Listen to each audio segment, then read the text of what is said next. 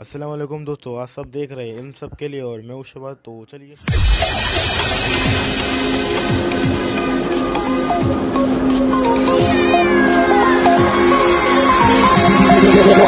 Tell me like a Hellcat.